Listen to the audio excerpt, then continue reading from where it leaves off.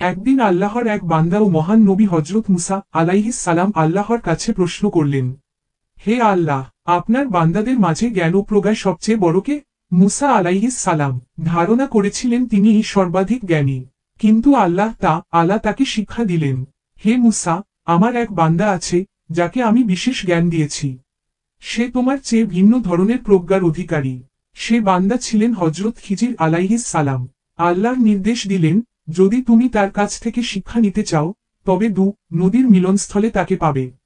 তোমার সঙ্গে একটি মাছ নিয়ে যেও, যেখানে মাছ হারিয়ে যাবে সেখানেই সে বান্দাকে পাবে। মুসা আলাইহিস সালাম তার যুবক সঙ্গী ইউশা ইবনে নুন আলাইহিস সালামকে নিয়ে যাত্রা করলেন। পথে একটি পাথরের কাছে বিশ্রাম নেওয়ার সময় মাছটি সাগরে চলে গেল। পরবর্তীতে তারা যখন ফিরে এলেন, তখন মুসা আলাইহিস সালাম উপলব্ধি করলেন, এটাই ছিল আল্লাহর ইশারা। সেখানেই তিনি খিজির কে পেলেন। মুসা আলাইহিস সালাম বিনয়ের সঙ্গে বললেন, আমি কি আপনার সঙ্গে থাকতে পারি, যাতে আপনার কাছ থেকে কিছু শিক্ষা নিতে পারি? খিজির আলাইহিস সালাম বললেন, তুমি আমার সঙ্গে ধৈর্য ধরতে পারবে না, আমার কাজগুলো তোমার বোধগম্য হবে না। মুসা আলাইহিস সালাম বললেন, ইনশাআল্লাহ, আপনি আমাকে ধৈর্যশীল পাবেন। এরপর শুরু হলো তাদের একত্র ভ্রমণ। পথে তিনটি ঘটনা ঘটল। ১. নৌকা ভাঙা। খিজির আলাইহিস সালাম একটি গরিব মানুষের নৌকায় ছিদ্র করলেন। মুসা বিস্মিত হয়ে আপত্তি জানালেন। ২. শিশুকে হত্যা। খিজির আলাইহিস সালাম একটি নির্দোষ শিশুকে হত্যা করলেন।